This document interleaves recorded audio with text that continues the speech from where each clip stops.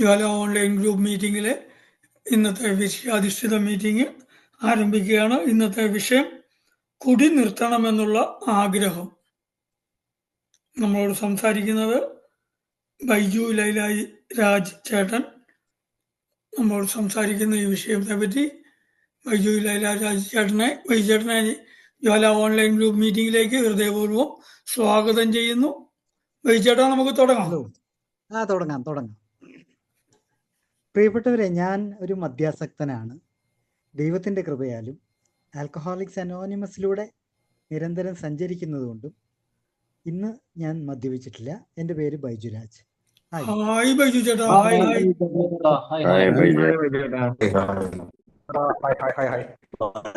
കുറച്ച് നേരമാണെങ്കിലും ജയേട്ടൻ്റെ ശബ്ദം കേട്ടപ്പം ഒരു ഉഷാറ് തോന്നി. അങ്ങനെയുണ്ട് കുറേ ആൾക്കാർ എനിക്ക് എയിൽ അടുത്തുണ്ടായാൽ വേണമെന്നില്ല, ശബ്ദം കേട്ടാൽ തന്നെ ഒരു ഊർജമൊക്കെ കിട്ടുന്ന അതൊക്കെ ആൽക്കഹോളിക്സ് അനോണിമസിലുള്ള എനിക്ക് മനസ്സിലാവാത്ത ഓരോ കാര്യം. എല്ലാവരോടും തോന്നാറില്ല. ചിലരോട് അവരുടെ ഒരു പ്രസൻസോ അല്ലെങ്കിൽ അവരുടെ ശബ്ദം കൊണ്ടുള്ള ഒരു പ്രസൻസോ ഒക്കെ കേൾക്കുമ്പോൾ തന്നെ വല്ലാത്തൊരു എനർജി കിട്ടിയ മാതിരി തോന്നുന്നു. അതിൽപ്പെട്ട ഒരാളാണ് ജയേട്ടൻ. ഓക്കെ, ഇന്ന് നമ്മുടെ വിഷയം എന്ന് പറയുന്നത് ഇപ്പൊ ചേട്ടൻ പറഞ്ഞുവല്ലോ, കുടി നിർത്തണമെന്നുള്ള ആഗ്രഹം, the desire to stop drinking.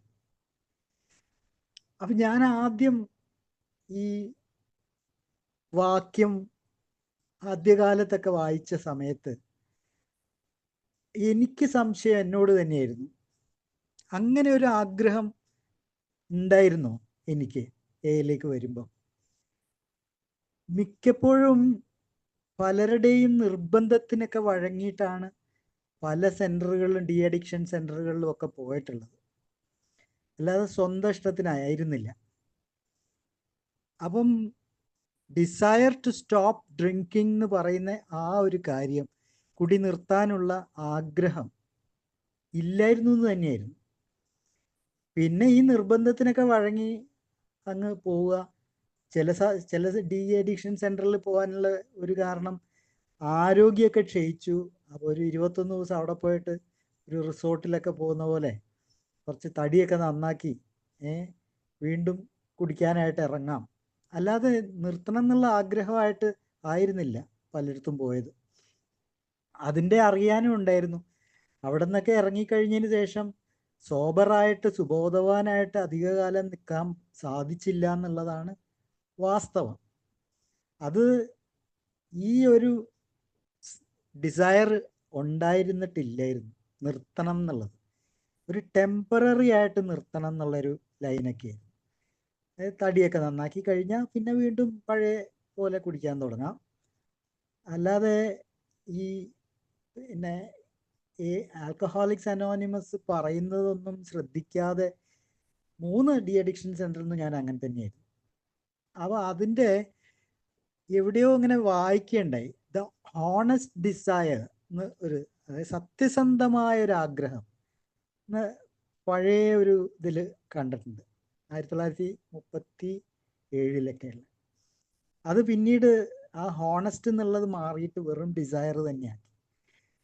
അത് അങ്ങനെ വന്നപ്പോൾ ഞാനൊക്കെ ആ ആഗ്രഹമില്ലാതെ പല ദിക്കിലും പോയിട്ട് വീട്ടുകാരുടെയൊക്കെ നിർബന്ധത്തിനും ഭാര്യയൊക്കെ ഒന്ന് സോപ്പിടാനും ഒക്കെ ആയിട്ട് പോയിട്ട് അമ്പെ പരാജയപ്പെടുകയാണ് ചെയ്തത്.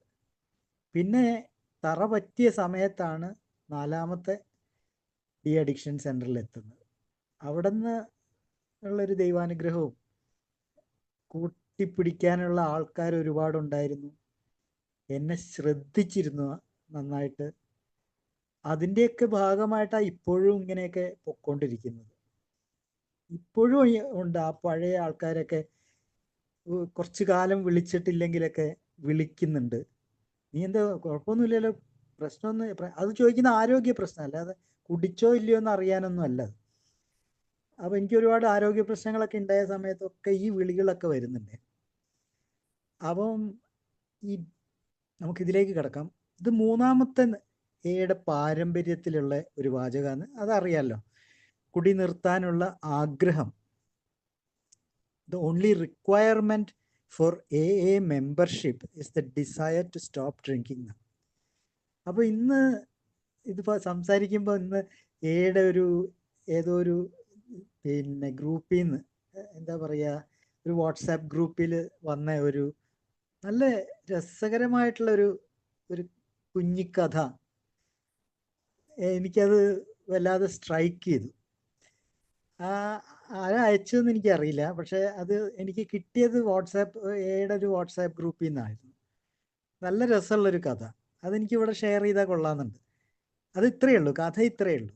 അതായത് ഒരു കുടിയൻ കുടിച്ച് നല്ല പൂക്കുറ്റിയായിട്ട് ഇങ്ങനെ നടന്നു പോകുമ്പോൾ അയാൾ ഒരു വലിയ കുഴിക്കകത്തോട്ട് ചെന്ന് വീഴുന്നു.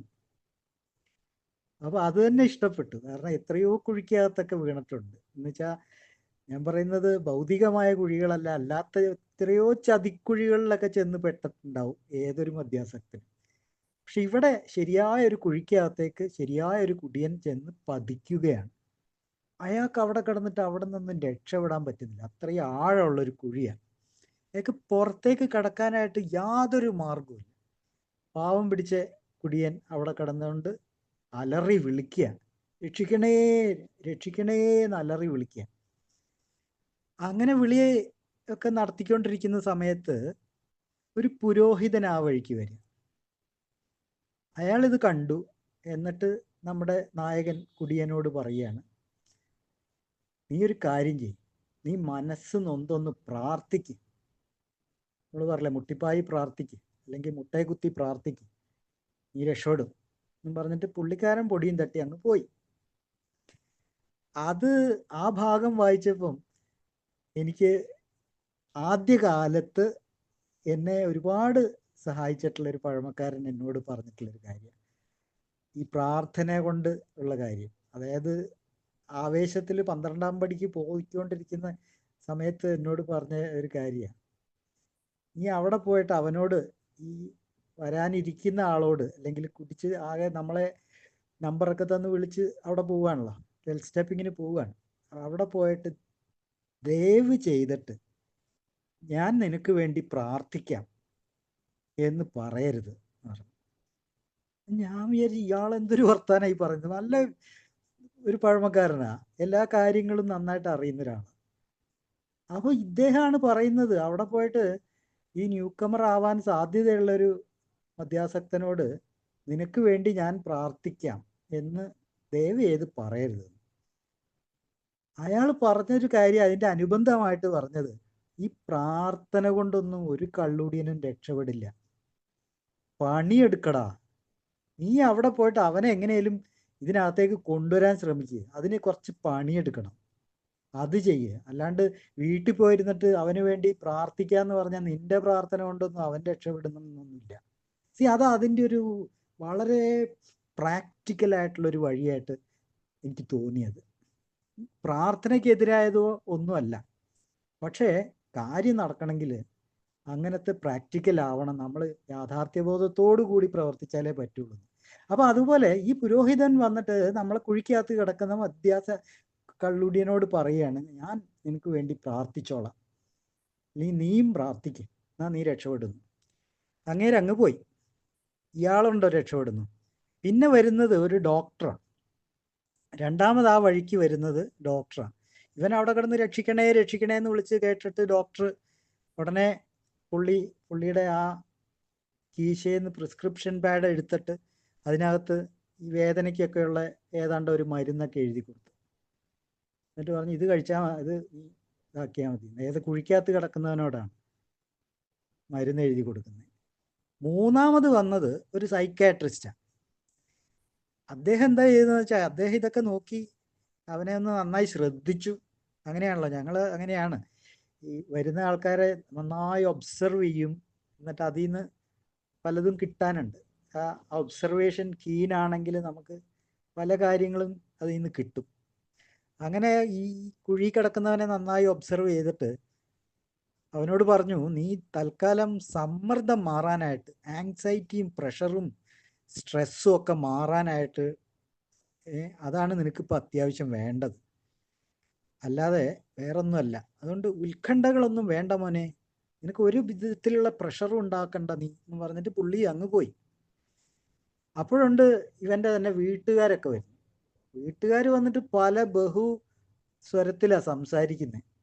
കെട്ടിയോള് വന്ന് പറഞ്ഞ് ഇത് തന്നെ കിട്ടണം, ആ കുഴിക്കകത്ത് കിടന്നു, എന്നെ അടിച്ച് ദ്രോഹിച്ചതിനൊക്കെ കിട്ടിയ ശിക്ഷയാണ് എന്നൊക്കെ പറഞ്ഞ് അവള് അങ്ങ് പോയി. ബാക്കിയുള്ള കുടുംബക്കാരിൽ ഒരാൾ പറഞ്ഞു അവൻ്റെ അഹങ്കാരത്തിനൊരു അന്ത്യമായല്ലോ, കേട്ടക്കട്ടെ അവിടെ കുറച്ച് ദിവസം എന്ന് പറഞ്ഞിട്ട് അവരും പോയി. അപ്പോഴാണ് നമ്മുടെ ആൽക്കഹോളിക്സ് അനോണിമസിലെ ഒരു അംഗം ആ വഴിക്ക് വരുന്നത്. അവനും കണ്ടു ഈ ആൾ കുഴി കിടക്കുന്നതും രക്ഷിക്കണേ എന്ന് പറഞ്ഞുള്ള വിളിയൊക്കെ കേട്ടു. അയാൾ എന്ത് ചെയ്തു? എടുത്തൊരു ചാട്ടം കുഴിയിലേക്ക്. ആ കുഴിയിൽ അവൻ കിടക്കുമ്പോൾ അതിൻ്റെ കൂടെ അങ്ങോട്ട് ഇയാളും എടുത്ത് അങ്ങ് ചാടി. അപ്പൊ ഈ കുഴി കിടക്കുന്ന കുടിയൻ ചോദിച്ചു, നിങ്ങൾ എന്ത് വിഡ്ഢിത്താ മാഷെ കാണിക്കുന്നത്? ഇപ്പൊ നമ്മൾ രണ്ടാളും കുഴിയിലായില്ലേ, എന്നിട്ട് ഞാൻ മാത്രമേ ഉണ്ടായിരുന്നു, നിങ്ങൾ പുറത്തുണ്ടായിരുന്നു, നിങ്ങൾക്ക് വേണേ എന്നെ രക്ഷിക്കായിരുന്നു, പക്ഷെ നിങ്ങൾ എന്തിനാ ഇതിനകത്തേക്ക് എടുത്ത് ചാടിയെന്ന് ചോദിച്ചു. അപ്പം നമ്മളെ അംഗം വളരെ കൂളായിട്ട് അയാളോട് പറഞ്ഞു, നീ പേടിക്കൊന്നും വേണ്ട, ഞാൻ മുമ്പ് വീണൊരു കുഴിയാടോ ഇത്, ഞാൻ ഇതിനകത്ത് കുറേ കാലം കിടന്നതാ ഈ കുഴിക്കകത്ത്, പക്ഷേ ഇന്ന് എനിക്ക് രക്ഷപ്പെടാനുള്ള മാർഗം ഏതാണെന്നറിയാം. ഓക്കെ, അതാണ് കഥ. ഈ കുഴിക്കകത്ത് ചാടിയ ആൽക്കഹോളിക്സ് അനോണിമസിലെ അംഗത്തിന് അവനും കുഴിക്കകത്ത് തന്നെ ആയിരുന്നു, പക്ഷേ അവന് അവിടെ നിന്ന് രക്ഷപ്പെടാനുള്ള മാർഗം കിട്ടിയവനാണ്. ആ മാർഗം മറ്റേയാൾക്ക്, അതാണ് നമ്മൾ പാസിങ് ഓവർ, നമ്മൾ സന്ദേശം കൊടുക്കുക എന്ന് പറയുന്ന കാര്യം. അപ്പൊ കുടി നിർത്താനുള്ള ആഗ്രഹം മാത്രമാണ് ചേരാനുള്ള ഒരു യോഗ്യത എന്ന് പറയുമ്പം, അങ്ങനെയുള്ള ആൾക്കാർ വന്നു കഴിയുമ്പം അവരുടെ മറ്റുള്ള കാര്യങ്ങളൊന്നുമല്ല നോക്കണ്ട. കാരണം പൊതു സമൂഹത്തിൽ നിന്നും അവർക്ക് ലഭിച്ച അവഗണന, അവജ്ഞ, ഇതെല്ലാം നമുക്കൊക്കെ കിട്ടിയ ആൾക്കാരാണ്. ഇതെല്ലാം നമുക്കെല്ലാം കിട്ടിയിട്ടുള്ള, ഇത് ചില്ലറയൊന്നുമല്ല. ഇതൊരു മനുഷ്യനെ എത്രമാത്രം ഒറ്റപ്പെടുത്തുന്നു, എത്രമാത്രം ഏകാഗിയാക്കുന്നു എന്നൊക്കെയുള്ളത് നമ്മളെല്ലാം അനുഭവിച്ച കൂട്ടരാണ്. അതാണ് പൊതുസമൂഹം. ഒരു ദയാവായ്പോ ഒരു നല്ല വാക്കോ കിട്ടാൻ വലിയ ബുദ്ധിമുട്ടാണ്. നേരെ മറിച്ച് ഏലുള്ള ഒരാളുടെ അടുത്ത് നിന്ന് ഞാൻ ലക്ക് കെട്ടിട്ട് കിടക്കുന്ന സമയത്തും എൻ്റെ തലപ്പത്ത് വന്നിരുന്നിട്ട് വെറുതെ ചിരിച്ചുകൊണ്ടിരുന്ന ആ ഏക്കാരനെ എനിക്കിപ്പോഴും മറക്കാൻ പറ്റില്ല. ചിരിച്ചോണ്ടിരിക്കുക, എനിക്ക് കലി കയറുക. ഇവിടെ മനുഷ്യൻ കിടന്ന് ദേഹം മൊത്തം വിറയ്ക്കുക. 2 എണ്ണം അടിച്ചാൽ ശരിയാവും, ആ 2 എണ്ണം എവിടെ നിന്നുണ്ടാക്കും? എഴുന്നേറ്റ് നിൽക്കാൻ ജീവനില്ല. ആ സമയത്ത് ഇവനോട് പറയുന്നുണ്ട്, ചേട്ടാ എനിക്കൊരു ഒറ്റ ക്വാർട്ടർ വാങ്ങി തരുമോ എന്നൊക്കെ കാല് പിടിച്ച പോലെ പറയുന്നുണ്ട്. അവൻ അവിടെ ഇരുന്നോണ്ട് ചിരിക്കുക. എനിക്ക് കലി കയറിയ. പക്ഷേ ആ ചിരിയുടെ പിന്നിൽ നീ രക്ഷപ്പെടുകടാ എന്നുള്ളൊരു ധ്വനി ഉണ്ടായിരുന്നു എന്ന് പിന്നീട് എനിക്ക് മനസ്സിലായി. ഇപ്പം നീ ഇവിടെ കിടന്ന് കയ്യും കാലും ഇട്ട് അടിച്ചാലും നീ രക്ഷപ്പെടാനുള്ളവനാണെന്നുള്ള ഒരു ബോധ്യം. കാരണം അവൻ കണ്ടു എൻ്റെ കണ്ണിൽ ആ ഒരു ആഗ്രഹം, രക്ഷപ്പെടാനുള്ളൊരാഗ്രഹം, കുടി നിർത്താനുള്ളൊരാഗ്രഹം. ഇതെനിക്ക് പറ്റില്ല എന്നുള്ളൊരു തോന്നൽ എവിടെയോ അവൻ വായിച്ചെടുത്തു. ആ പാർട്ടി പറഞ്ഞിട്ടാണ് ഞാൻ എൻ്റെ 4ാമത്തെ റീഹാബ് സെൻ്ററിൽ എത്തുന്നതും ഇന്നിപ്പം ഇത്രയും കൊല്ലം 10-22 വർഷമായിട്ട് കുടിക്കാതെയൊക്കെ ഇരിക്കാൻ പറ്റിയത്. അപ്പം കുഴി കിടക്കുന്ന ആൾ രക്ഷപ്പെടാനുള്ള ആഗ്രഹം കൊണ്ടാണ് വിളിച്ചു കൂവിയത്. രക്ഷപ്പെടാൻ ഉള്ള ആഗ്രഹം കൊണ്ട്, രക്ഷിക്കാനുള്ള സന്നദ്ധത കൊണ്ടാണ് മറ്റേ പാർട്ടി എടുത്ത് ചാടിയത് കുഴിക്കകത്തേക്ക്. അപ്പോൾ ഒരു ഭാഗത്ത് ആഗ്രഹം, കുടി നിർത്തണം എന്നുള്ള ആഗ്രഹം, അത് മാത്രം ഉണ്ടായിട്ട് കാര്യമില്ലല്ലോ. ഇപ്പുറത്തെ ഭാഗത്തൊരു സന്നദ്ധതയും കൂടെ ഉണ്ടായാലേ ആ ഇക്വേഷൻ, ആ സൂത്രവാക്യം അവിടെ പൂർണ്ണമാവുള്ളൂ. അപ്പൊ ഈ 2 ഘടകങ്ങൾ, ഒന്ന് കുടി നിർത്താനുള്ള ആഗ്രഹവുമായിട്ട് വരുന്ന ഒരാളോട് നമ്മൾ സന്നദ്ധതയാണ് അങ്ങോട്ട് വേണം, അതില്ലെങ്കിൽ നടക്കില്ല. അവിടെയാണ് നമ്മുടെ ഉത്തരവാദിത്ത പ്രതിജ്ഞ നമ്മളെപ്പോഴും ചൊല്ലുന്ന കാര്യം വീണ്ടും വീണ്ടും ഓർത്തുകൊണ്ടിരിക്കേണ്ടത്. അതായത് എപ്പോഴെങ്കിലും എവിടെയെങ്കിലും ആരെങ്കിലും സഹായത്തിന് അഭ്യർത്ഥിച്ചാൽ എയുടെ സഹായഹസ്തങ്ങൾ എല്ലായ്പ്പോഴും അവിടെ ഉണ്ടായിരിക്കണമെന്ന് ഞാൻ ആഗ്രഹിക്കുന്നു. അത് എൻ്റെ ഉത്തരവാദിത്തമാണ്. ഇവിടെയും ഒരു ആഗ്രഹമില്ലേ? കുടി നിർത്തണമെന്നുള്ള ആഗ്രഹം നമ്മുടെ ടോപ്പിക്ക്. ഉത്തരവാദിത്ത പ്രതിജ്ഞയ്ക്കകത്ത് ഒരു ആഗ്രഹം കിടപ്പുണ്ട്. എയുടെ സഹായഹസ്തം അവിടെ ഉണ്ടായിരിക്കണം എന്ന് ഞാൻ ആഗ്രഹിക്കുന്നു. അപ്പോൾ ഇതെല്ലാം കൂട്ടി വായിക്കാവുന്ന കാര്യങ്ങളേ ഉള്ളൂ. നമുക്കിനി ഈ ആദ്യകാലത്തെ ഒന്ന് ഒരു ഫ്ലാഷ് ബാക്ക് അങ്ങോട്ടൊന്ന് പോകുന്നത് നന്നായിരിക്കും. കാര്യം ആദ്യകാലം എന്ന് പറഞ്ഞാൽ ആ ചരിത്രമൊക്കെ എന്താ പറയുക, 1935 എയുടെ ഫോർമേഷൻ, പിന്നെ 39 നമ്മൾ ബിഗ് ബുക്ക് വരുന്നു. ആ സമയത്ത് ഏതാണ്ട് 100 ആളെങ്ങാണ്ടേ ഉള്ളൂ എന്നാണ് അതിലൊക്കെ പറയുന്നത്. അപ്പം ശുഷ്കിച്ച തോതിലാണ് വളർച്ചയൊക്കെ നടക്കുന്നത്. ആ സമയത്ത് ഈ ആരാണ് യോഗ്യൻ എന്നുള്ളൊരു പ്രശ്നം അവിടെ ഉദിച്ചു വന്നു. അതായത് അംഗത്വം പ്രശ്നമായിരുന്നു കുറേ കാലത്തേക്ക്. ആദ്യകാലങ്ങളിൽ ഇത് വലിയ പ്രശ്നമായിരുന്നു. ആർക്കാണ് നമ്മൾ അംഗത്വം കൊടുക്കുക? ഓക്കെ, അപ്പം ആരാണ് യോഗ്യൻ എന്ന് ചോദിക്കുമ്പോൾ തന്നെ അതിനകത്ത് ഉള്ളടക്കം മറ്റൊന്നും കൂടിയുണ്ട്. ആരാണ് അയോഗ്യർ? അപ്പൊ അങ്ങനെയൊക്കെ ഈ വേർതിരിവുകളൊക്കെ ഉണ്ടായിരുന്നു ആദ്യകാലത്ത്. ഈ യോഗ്യത പരീക്ഷ പോലെ ആരാണ് യോഗ്യർ, ആരാണ് അയോഗ്യർ? അയോഗ്യരായിട്ട് അന്ന് കണ്ടിരുന്നത് ഈ കള്ളനും അല്ലെങ്കിൽ കൊലപാതകികളും വേശ്യകളും ഹോമോസെക്ഷൽസും നീഗ്രോസ് പോലും ഡ്രഗ് അഡിക്ട്സ് പോലും ഭ്രാന്തര് ഭിക്ഷക്കാർ ഇവരൊക്കെ അയോഗ്യരായിട്ട് കൽപ്പിച്ചിരുന്ന ഒരു കാലം ഉണ്ടായി. എയിലേക്ക് കടന്നു വരാൻ അവർക്ക് യോഗ്യത ഇല്ല എന്ന്. എയിലേക്ക് പിന്നെ ആരാ കടന്നു വരിക? അതിനും നമ്മളെ ബുക്കിൽ പറയുന്ന ഒരു വാക്കുണ്ട്, ശുദ്ധ മദ്യപാനി. അത് ഇൻ കൊട്ടേഷൻസിലാണ് അതിൽ പറയുന്നത്, ശുദ്ധ മദ്യപാനി. ഇന്ന് ആലോചിക്കുമ്പോൾ അങ്ങനെ ഒരു ശുദ്ധ മദ്യപാനി ഉണ്ടോ? എല്ലാവരും മദ്യം കഴിക്കും, നമ്മളെല്ലാം മദ്യം കഴിച്ച ആൾക്കാരാ. നമ്മളിൽ ആരാ ഇപ്പൊ ശുദ്ധ മദ്യപാനിയുള്ള? ഇത് ഈ പണ്ടത്തെ കാലത്ത് ആഢ്യൻ എന്നൊക്കെ പറയുന്ന കൂട്ടത്തിൽ പെട്ട. ശുദ്ധ മദ്യപാനി ആഢ്യനും, അല്ലാത്ത നേരത്തെ ഞാൻ പറഞ്ഞ കള്ളനും കൊലയാളി ഒക്കെ കുടിക്കുന്നവനാണെങ്കിൽ അവൻ മ്ലേച്ഛനും. അങ്ങനെ ഒരു വർഗം തിരിക്കുന്ന ഒരു പരിപാടി. ഇതൊക്കെ ആദ്യകാലത്ത് ഉണ്ടായിരുന്നു എന്നുള്ളതാണ്. പക്ഷേ ഇതിൻ്റെയൊക്കെ പിന്നിൽ പ്രവർത്തിച്ച് ഈ അസഹിഷ്ണുത എന്ന് നമ്മളിപ്പോൾ വിളിക്കില്ലേ, ആരെ കയറ്റണം ആരെ തള്ളണം എന്നൊക്കെയുള്ള അതൊരു അസഹിഷ്ണുതയിൽ നിന്നുണ്ടാകുന്നതാണ്. നമുക്ക് പറ്റില്ല. നമുക്ക് ഈ പറഞ്ഞ ഈ സമൂഹത്തിലെ മോശപ്പെട്ട ആൾക്കാര് എന്ന് വിധി എഴുതിയിട്ടുള്ള ഈ കള്ളനും കൊലപാതകയും വേശ്യയും അല്ലെങ്കിൽ സ്വവർഗരതിക്കാരും അങ്ങനെയുള്ളവരൊക്കെ മോശപ്പെട്ടവർ, അവർ വേണ്ട എന്നൊക്കെ പറഞ്ഞ് അവരെ ഒഴിവാക്കുന്നത് ഇത് അസഹിഷ്ണുതയിൽ നിന്നുണ്ടായി വരുന്നൊരു സാധനം. ഈ അസഹിഷ്ണുത എന്തുകൊണ്ടുണ്ടാവുന്നു? അങ്ങനെ ആലോചിച്ച് കഴിയുമ്പം പറയുന്നത് എന്താന്ന് വെച്ചാൽ, അസഹിഷ്ണുത ഉണ്ടായി വരുന്നത് ഭയത്തിൽ നിന്നാണെന്ന്. ഭയത്തിൽ നിന്ന്.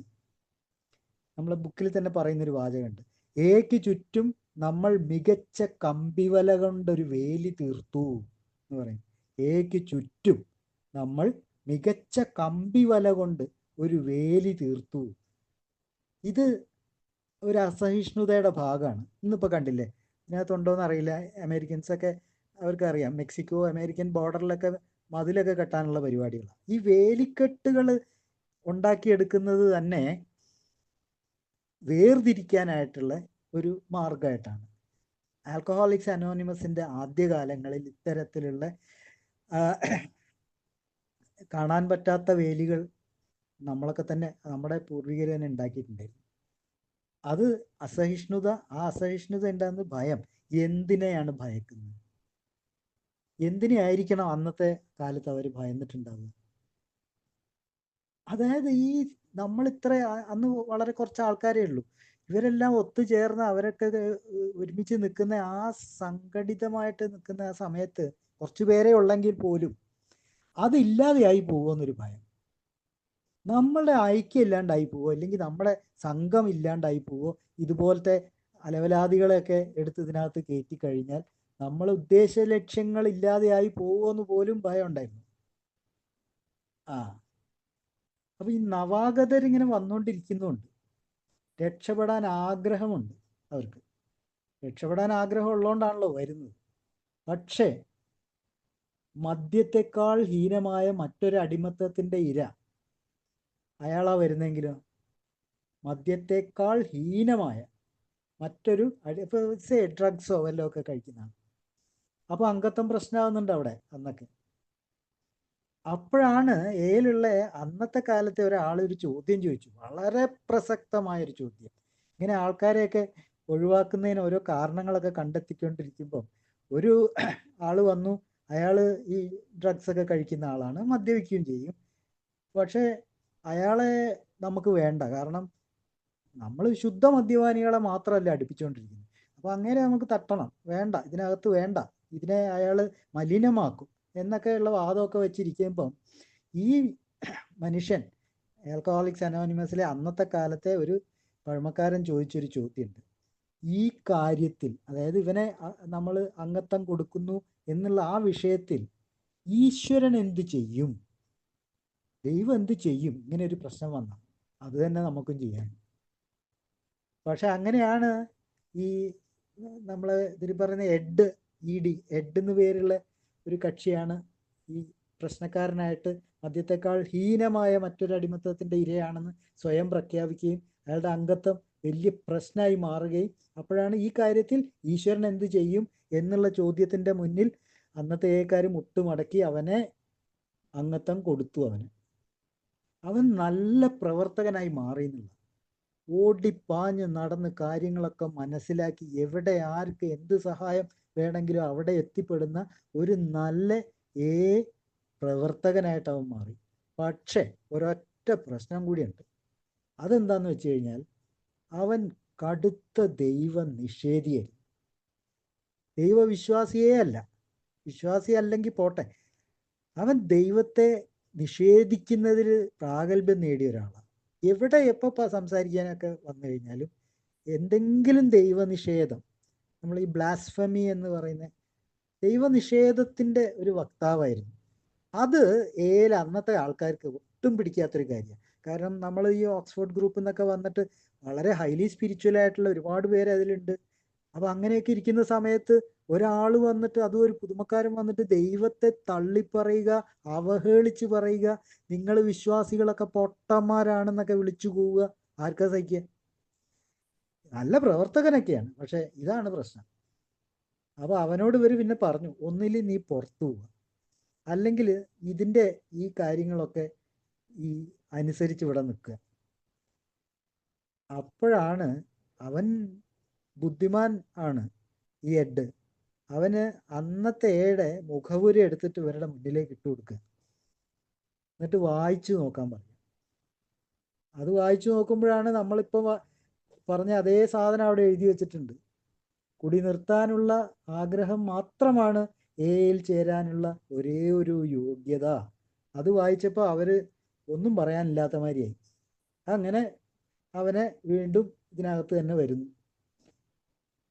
അപ്പോഴാണ് ആർക്കും ഇവനോട് വലിയൊരു താല്പര്യമൊന്നുമില്ല, ഇൻക്ലൂഡ് ചെയ്യുന്നില്ല എന്നർത്ഥം. എന്നാലും പോട്ടെ, ഇതിൻ്റെ കൂടെ അങ്ങ് സഞ്ചരിക്കുകയാണെങ്കിൽ സഞ്ചരിക്കട്ടെ എന്നൊക്കെ വിചാരിച്ചൊരു അരമനസ്സോടെയാണ് ഇവന് അങ്ങനത്തെ ആകുന്നതും പിടിക്കുന്നതും അല്ല. അപ്പോൾ അങ്ങനെ ഇരിക്കുമ്പോൾ ഈ പാർട്ടി എഡിന് ഒരു യാത്ര പോകേണ്ട വന്നു. അവനെന്തോ ഒരു ബിസിനസ്സുകാരനൊക്കെയാണ്. അപ്പോൾ അങ്ങനെ ഒരു യാത്രയ്ക്ക് വേറെ സ്ഥലത്തേക്ക് പോവുക. അപ്പം പോയിട്ട് പിന്നെ അവനെപ്പറ്റി യാതൊരു അഡ്രസ്സും ഇല്ല, ഒന്നുമില്ല. കുറച്ച് കഴിഞ്ഞപ്പോൾ ഉണ്ട് അന്ന് എനിക്ക് തോന്നുന്നു ടെലഗ്രാമോ ഫോണോ എന്താണെന്ന് അറിയില്ല, എന്തോ ഒരു മെസ്സേജ് വരുന്നു, അവന് കുറച്ച് പണം വേണം. അവന് കുറച്ച് പണം വേണം. അപ്പോഴേ നമ്മുടെ ആൾക്കാർക്ക് മനസ്സിലായി, പൊട്ടി വീണു, സ്ലിപ്പായി, ഉറപ്പിച്ചു. അപ്പോഴാണല്ലോ നമ്മൾ പണം ചോദിക്കാൻ നടക്കുന്നത്. അല്ലാത്തപ്പം നമ്മൾ ആരോടും ഒന്നും ചോദിക്കാറില്ലല്ലോ. അവൻ വീണു, പറഞ്ഞ മാതിരി തന്നെ. എങ്ങനെ വീഴാതിരിക്കും, ദൈവനിഷേധിയല്ലേ. അവൻ വീണത് നന്നായി എന്നൊക്കെയുള്ള പല പല അഭിപ്രായങ്ങളൊക്കെ വരാൻ തുടങ്ങി. പക്ഷേ എഡ് തിരിച്ചു വന്നു എന്ന് മാത്രമല്ല, അവൻ്റെ അനുഭവത്തിൽ നിന്ന് അവൻ ഇവരോട് പറഞ്ഞു കൊടുക്കുന്നു, ഇവരെയൊക്കെ വിളിച്ചുകൊണ്ടിരുന്ന സമയത്ത് ആരും ഫോണൊന്നും അറ്റൻഡ് ചെയ്യുന്നില്ല, അല്ലെങ്കിൽ ആരും ഒന്നും റെസ്പോണ്ട് ചെയ്യാതിരിക്കുന്ന സമയത്ത് അവൻ കൈകൊണ്ട് തപ്പി നോക്കിയപ്പോൾ അവൻ്റെ ഹോട്ടൽ മുറിയിൽ നിന്ന് അവനൊരു സാധനം കിട്ടി. എന്താ സാധനം? ഈ ഗിഡിയൻസ് എന്നൊക്കെ പറയുന്ന സംഘടന കൊണ്ടുവയ്ക്കുന്ന ബൈബിളുണ്ട്. അപ്പോൾ അങ്ങനെ ഒരു കിതാബ്, ഒരു ബൈബിള് അവന് കയ്യിൽ തടഞ്ഞു കിട്ടി. അത് വലിയ മാറ്റം ഉണ്ടാക്കിയെന്നാണ്. അപ്പോഴാണ് നമ്മൾ മനസ്സിലാക്കേണ്ടത്, ഈ ഒരു മനുഷ്യന്, ഒരു മദ്യാസക്തന്, അവന് ആത്മീയമായിട്ടുള്ള അവൻ്റെ പാതയിലേക്ക് ഒരു വെളിച്ചം വന്ന് കയറുന്നത് എങ്ങനെയും ആവാം, എവിടുന്നും ആവാം, അപ്രതീക്ഷിതമാവാം. ഒന്നും അത് പ്രഡിക്റ്റബിൾ അല്ല.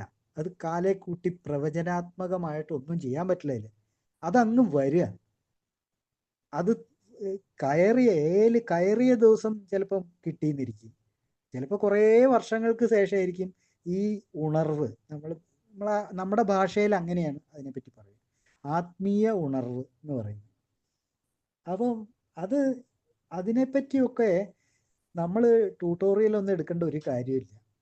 അതിനെപ്പറ്റിയൊന്നും നമുക്ക് വിപുലമായ അറിവുകളോ കാര്യങ്ങളോ ഒന്നുമില്ല എന്നുള്ളത് തന്നെയാണ്. ഒരാൾക്ക് എപ്പോഴാണ് ഈ ആത്മീയ ഉണർവ് ഉണ്ടാവുക എന്നുള്ളത് നമുക്ക് കലണ്ടറിൽ കുറിച്ചിടാൻ പറ്റിയ ഒരു തീയതി ഇല്ല.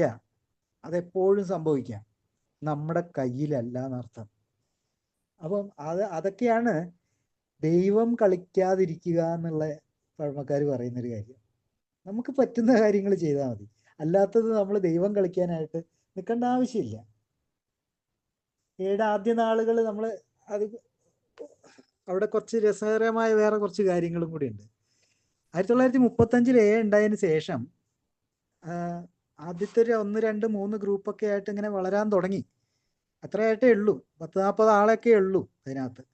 ആ സമയത്തെ പക്ഷേ ഗ്രൂപ്പിൻ്റെ നേതൃത്വത്തിൽ കടിയും പിടിയൊക്കെ തുടങ്ങിയിട്ടുണ്ട്.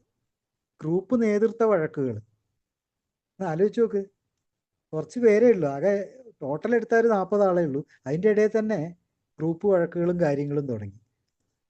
പിന്നെ അടുത്ത പ്രശ്നം എന്താണെന്ന് വെച്ചാൽ, ബാഹ്യമായ ശക്തികൾ സ്വാധീനിക്കാൻ തുടങ്ങി.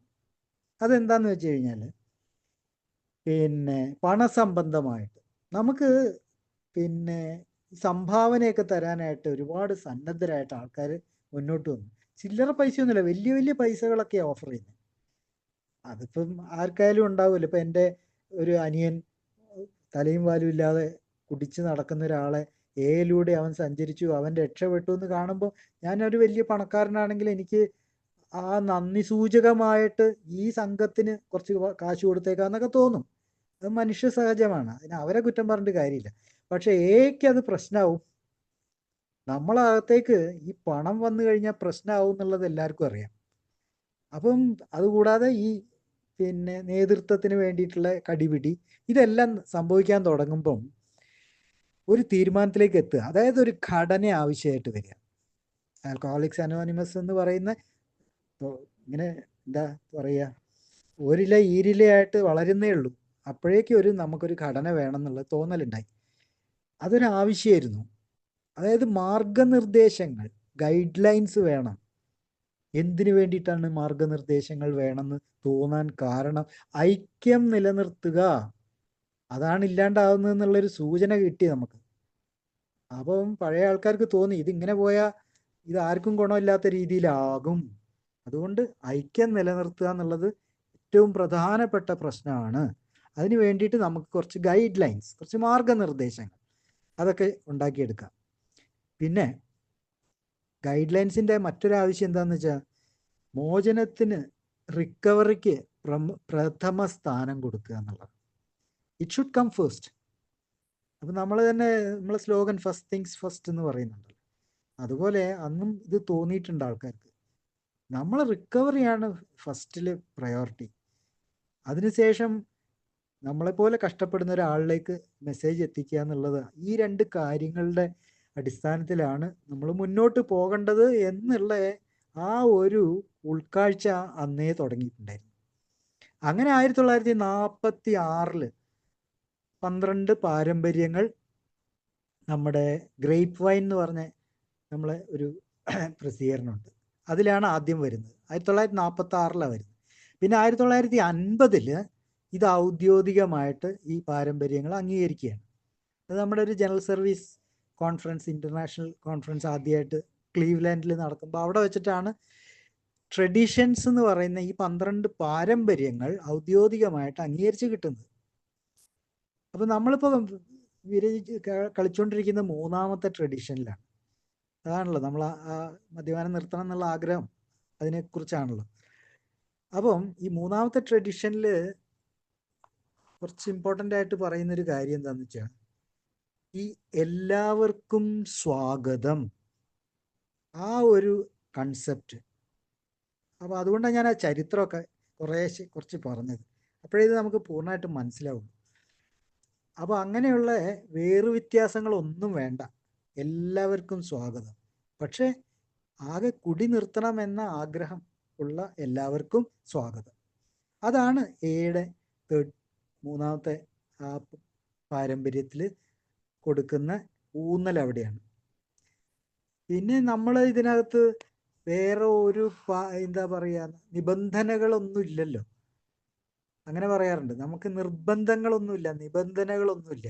ഉദാഹരണം പറയുകയാണെങ്കിൽ പ്രായപരിധിയൊന്നും ഇവിടെ ഇല്ല. നമുക്കിപ്പോൾ 90 വയസ്സുള്ള, ഞാൻ ഹോസ്പിറ്റലിൽ കിടക്കുന്ന സമയത്ത് എൻ്റെ കൂടെ ഉണ്ടായിരുന്ന ഒരാൾക്ക് 82 വയസ്സായി. അപ്പം ഞങ്ങളൊക്കെ വിചാരിക്കും, ഈ പാവം പിടിച്ച മനുഷ്യൻ 82 വയസ്സായി, അയാൾ കഴിച്ചോട്ടെ, എന്തിനാ ഇയാളെ ഇട്ടുകൊണ്ട് കുടിയൊക്കെ നിർത്താനായിട്ട് ആശുപത്രിയിലൊക്കെ കൊണ്ടുവന്ന് ഇട്ടിരിക്കുന്നത്. അയാൾക്ക് ഏതായാലും ഇത്രയും, അത് നമ്മൾ തീരുമാനിക്കുക, അയാൾ മരിക്കാനായി, അയാൾ സന്തോഷിച്ച് കുടിച്ചിട്ടൊക്കെ മരിക്കട്ടെ എന്നൊക്കെ. അന്ന് അതാണല്ലോ അത്രയ്ക്കുള്ള ബോധമേ നമുക്കുള്ളൂ. അപ്പോൾ ഈ പ്രായപരിധിയൊന്നും ഇവിടെ ഒരു പ്രശ്നമല്ല. പിന്നുള്ളത്, നമുക്ക് ലിംഗഭേദമൊന്നുമില്ല ഏക്കകത്ത്. എല്ലാവരും സ്വാഗതം എന്ന് പറഞ്ഞാൽ ആ ഇൻക്ലൂസീവ്നെസ് ഉണ്ട് ഇവിടെ. ആണിനും പെണ്ണിനും ട്രാൻസ്ജെൻഡറിനും എല്ലാം ഇൻക്ലൂസീവാണ്. ഗേ ആയിട്ടുള്ളവർക്ക്, ലെസ്ബിയൻ ആയിട്ടുള്ളവർക്ക് എല്ലാവർക്കും ഇതിനകത്ത് പ്രവേശനം ഉണ്ട്. അല്ലാണ്ട് ആരെയും നമ്മൾ മാറ്റി നിർത്തുന്നില്ല എന്നുള്ളത്. അപ്പോൾ പ്രായപരിധി ഇല്ല, ലിംഗഭേദമില്ല, വംശവ്യത്യാസം ഇല്ല. അതാണല്ലോ നമ്മൾ പൊതുസമൂഹത്തിൽ കണ്ടുകൊണ്ടിരിക്കുന്ന ഏറ്റവും വലിയൊരു പ്രവണത, ഈ വംശങ്ങൾ തമ്മിലുള്ള ശത്രുതയും ഇതൊക്കെയാണല്ലോ. ആൽക്കഹോളിക്സ് അനോണിമസിനകത്ത് അങ്ങനെ ഒരു വംശവിദ്വേഷവും ഇല്ല, ആ ഒരു വ്യത്യാസമേ ഇവിടെ ഇല്ല. ഏത് വംശമായാലും ശരി തന്നെ, അവന് കുടി നിർത്തണം എന്നുള്ള ആഗ്രഹമുണ്ടോ, പോരെങ്ങ്. ഇതാണ് നമ്മുടെ വെൽക്കമിങ്. അപ്പോൾ ഇവിടെ ആ വേർതിരിവുകളില്ലാണ്ട്, ഞാൻ പറഞ്ഞ എല്ലാവർക്കും സ്വാഗതം എന്നുള്ളതിൽ വംശം പ്രശ്നമല്ല, മതം ഒട്ടും തന്നെ പ്രശ്നമല്ല. ഞാൻ അതിൽ വരാൻ തുടങ്ങിയ സമയത്ത് എൻ്റെ അച്ഛന് ഭയങ്കര സംശയമായിരുന്നു, ഇത് ക്രിസ്ത്യാനികളുടെ എന്തോ ഒരു സംഘടനയാണ്, അവൻ ഇനി മിക്കവാറും കുരിശും ചുമന്ന് നടക്കുന്ന അവസ്ഥയിലേക്ക് എത്തും എന്നൊക്കെ പറഞ്ഞ് കളിയാക്കുമായിരുന്നു. അതൊരു തെറ്റിദ്ധാരണയായിരുന്നു. പുള്ളി വിചാരിച്ചു ഇതെന്തോ എന്ന് പറയുന്ന എന്തോ ക്രിസ്ത്യൻ സംഘടനയാണെന്നൊക്കെയുള്ളൊരു തെറ്റിദ്ധാരണ. നമ്മളത് തിരുത്താനൊന്നും പോയില്ല. പിന്നെ കുറച്ച് കഴിഞ്ഞപ്പം പുള്ളിക്കാരന് തന്നെ മനസ്സിലായി, അതൊന്നും അല്ല, ഇവിടെ അങ്ങനത്തെ ക്രിസ്ത്യാനിയും ഹിന്ദു മുസ്ലിമും ഒന്നും ഇല്ല എന്നുള്ളത് പുള്ളിക്ക് മനസ്സിലായി. പക്ഷെ പലർക്കും ഇപ്പോഴും ഉണ്ട് അങ്ങനത്തെയൊക്കെ ധാരണകളുണ്ട്. അത് എന്തുകൊണ്ട് അങ്ങനെ വരുന്നു എന്ന് വെച്ച് കഴിഞ്ഞാൽ, അതൊക്കെ നമ്മൾ പറയില്ലേ, മുൻധാരണ എന്ന് പറയില്ലേ. ശരിയാണ്, ആൽക്കഹോളിക്സ് അനോണിമസിന്റെ ചരിത്രമൊക്കെ എടുത്ത് നോക്കിക്കഴിഞ്ഞാൽ അതിനകത്ത് ഉണ്ട്. പിന്നെ നമ്മളെ ബില്ലിന്റെ പോലും നമ്മളെ കോ-ഫൗണ്ടർ ഉണ്ടല്ലോ, ബിൽ ഡബ്ല്യുവിന്റെ സ്പിരിച്വൽ അഡ്വൈസർ അല്ലെങ്കിൽ സ്പിരിച്വൽ മെന്റർ എന്ന് പറയുന്നത് ഒരു എഡ് എന്ന് വിളിക്കുന്ന ഒരു പാതിരിയാണ്. ചുമ്മാ ഒരു പോകുന്ന പോക്കിലൊരു അറിവ് എന്നുള്ള രീതിയിൽ ഞാൻ പറഞ്ഞു എന്നേ ഉള്ളൂ. അദ്ദേഹം ഒരു ജെസ്വിറ്റ് പ്രീസ്റ്റ് ആയിരുന്നു അയാൾ. അപ്പോൾ അയാളെ പറ്റിയൊരു പുസ്തകം വരെ ഇറങ്ങിയിട്ടുണ്ട്. അയാൾ ആൽക്കഹോളിക്സ് അനോണിമസിനോട് ഭയങ്കരമായിട്ട് ഇഷ്ടം തോന്നിയിട്ട് അതിൻ്റെ എല്ലാ ആൾക്കാരെയൊക്കെ ഇങ്ങോട്ട് എത്തിക്കാനായിട്ടൊക്കെ ഒരുപാട് വർക്ക് ചെയ്തൊരു മനുഷ്യനാണ്. പക്ഷെ നമ്മുടെ ബിൽ ഡബ്ല്യുവിൻ്റെ ഒരു സ്പിരിച്വൽ സ്പോൺസറായിരുന്നു അദ്ദേഹം. അപ്പോൾ ഇങ്ങനെയൊക്കെ കാര്യങ്ങളൊക്കെ നടക്കുന്നുണ്ട്. മതം പ്രശ്നമല്ല, വിശ്വാസം പോലും പ്രശ്നമല്ല. നിങ്ങൾ വിശ്വാസിയാണോ, ഓക്കെ. നിങ്ങൾ അവിശ്വാസിയാണോ, അതും ഡബിൾ ഓക്കെ. നമുക്കൊരു ചാപ്റ്റർ തന്നെയുണ്ട് നമ്മളെ ബിഗ് ബുക്കിൽ, ഫോർ അഗ്നോസ്റ്റിക്സ് എന്ന് പറഞ്ഞിട്ട്, അല്ലേ. ഇവിടെ ഏതൊരു അഗ്നോസ്റ്റിക്കിനാണെങ്കിലും ഏതൊരു എത്തീസ്റ്റിനാണെങ്കിലും പ്രവേശനം ഉണ്ട് എന്നുള്ളതാണ്. അതല്ല ഇവിടുത്തെ പ്രശ്നം. പക്ഷെ കുടി നിർത്തണം എന്നുള്ള ആഗ്രഹം മാത്രം, അത് വേണം. പിന്നെ നമ്മൾ കുടിയുടെ തീവ്രതയൊന്നും അളക്കുന്നില്ലല്ലോ. ഉണ്ടോ? ഇല്ലല്ലോ. ഇപ്പോൾ അവന് അത്ര വലിയ പ്രശ്നമൊന്നുമില്ല, അവരെ പറ്റി തന്നെ പറയുന്നേക്കാം, ഞാനൊക്കെ റോക്ക് ബോട്ടം അടി തട്ടിയിട്ടാണ് ഇതിനകത്തേക്ക് വന്നത്. അത്രയും മോശപ്പെട്ട കുടി കുടിച്ച ആള്, അത്രയ്ക്കൊന്നും മോശം അല്ലാത്ത കുടി കുടിച്ച ആള്. ഓക്കെ, എനിക്കറിയുന്ന എൻ്റെ ഒരു വളരെ അടുത്തൊരു സുഹൃത്ത് ഏലുള്ള ആള് മാസത്തിൽ ഒരിക്കൽ മാത്രം കുടിക്കുന്ന ഒരാള്. എനിക്ക് സത്യമായിട്ടും ഞാൻ പറയാം, ഞാൻ അയാൾ ആൽക്കഹോളിക് ആണെന്ന് എനിക്കൊരു വിശ്വാസമില്ലേ. മാസത്തിൽ ഒരു ദിവസം അയാൾ കുടിക്കുകയുള്ളൂ, ശമ്പളം കിട്ടുന്ന ദിവസം. അന്ന് അയാൾ കുടിക്കുന്നത് ഒരു കുടിയാണ്. പക്ഷേ നമ്മളെ ഒന്നാം പടിയിലെ രണ്ടാമത്തെ ഭാഗത്തിൽ പറയുന്ന കാര്യം കറക്റ്റായിരുന്നു. അയാളുടെ ജീവിതം അതാണ് അൺമാനേജബിൾ ആയി മാറി എന്നുള്ള, നിയന്ത്രണാതീതമായി മാറിപ്പോയി. ആ ഒറ്റ ദിവസത്തെ കുടിയുണ്ട്. കാരണം കിട്ടിയത് മുഴുവനും അന്ന് ഒറ്റ ദിവസം കൊണ്ട് തീർക്കും. ടാക്സിയൊക്കെ എടുത്തിട്ട് പുള്ളി യാത്രയ്ക്കൊക്കെ പോകും. അപ്പോൾ അവൻ തന്നെ എന്നോട് പറഞ്ഞിട്ടുണ്ട്, എനിക്ക് എന്ത് ഇഷ്ടമാണെന്നറിയാം, പുറകിലെ സീറ്റിലിരുന്ന് ഇങ്ങനെ കുടിച്ചുകൊണ്ടിരിക്കുക, കാല് രണ്ടും എടുത്ത് ആ ഡ്രൈവറുടെ തലേൻ്റെ അവിടേക്ക് വെക്കുക, എന്നിട്ട് ഇങ്ങനെ പുറകിലിരുന്ന് കുടിക്കുക. എന്ത് രസമുള്ളതാ. ഇതൊക്കെയായിരുന്നു പുള്ളിക്കാരൻ്റെ ആവിഷ്കാര രീതികൾ, മോഡസ് ഓപ്പറാൻഡി അതായിരുന്നു. ഓക്കെ, പക്ഷേ ഹീസ് എൻ ആൽക്കഹോളിക്. കാരണം മദ്യത്തിന് മുന്നിൽ അശക്തനാണെന്നും അയാൾ തെളിയിക്കുന്നുണ്ട്. ഈ ഒരു ദിവസത്തെ കുടി മതി അതിന്.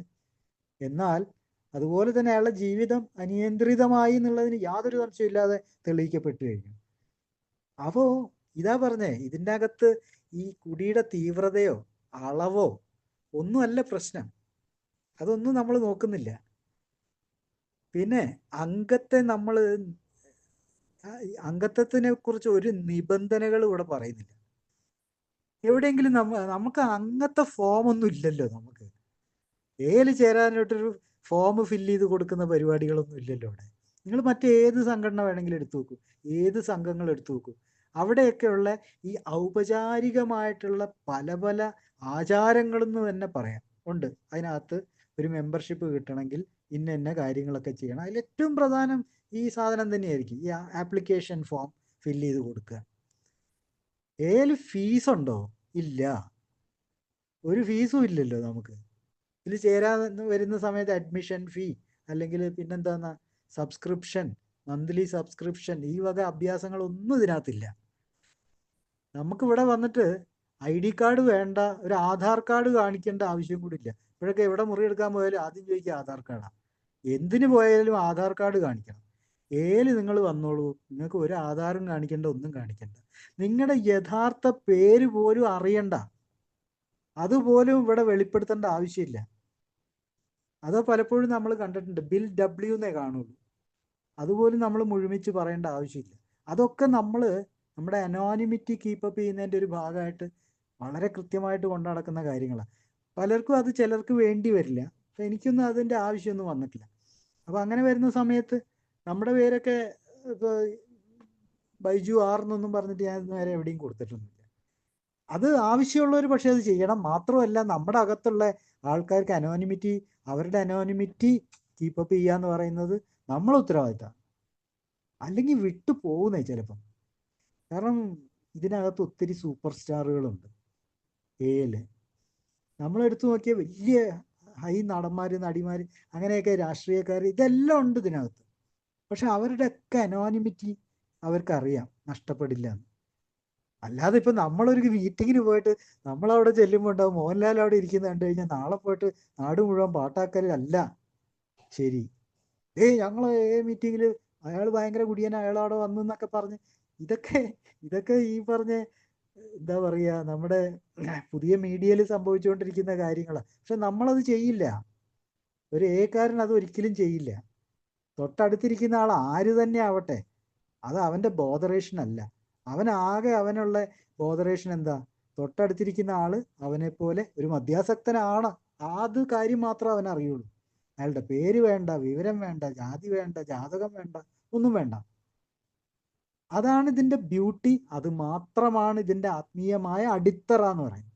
അതുകൊണ്ടാണ് നമ്മൾ പറയുന്ന അനോണിമിറ്റി കീപ്പപ്പ് ചെയ്യുക എന്ന് പറഞ്ഞത് വലിയൊരു ഇമ്പോർട്ടൻ്റ് ആയിട്ടുള്ളൊരു കാര്യമാണ്. നമ്മളെ ട്രഡീഷൻസിൽ അത് എടുത്തെടുത്തെടുത്ത് പറയുന്നൊരു കാര്യമാണ് അനോണിമിറ്റി കീപ്പപ്പ് ചെയ്യാന്ന്. നമുക്ക് വേണ്ടി വരില്ലെങ്കിലും അങ്ങനെ വിചാരിച്ച് മട്ടിൽ അങ്ങ് പോയാലും പലർക്കും ഇത് ആവശ്യമാണത്.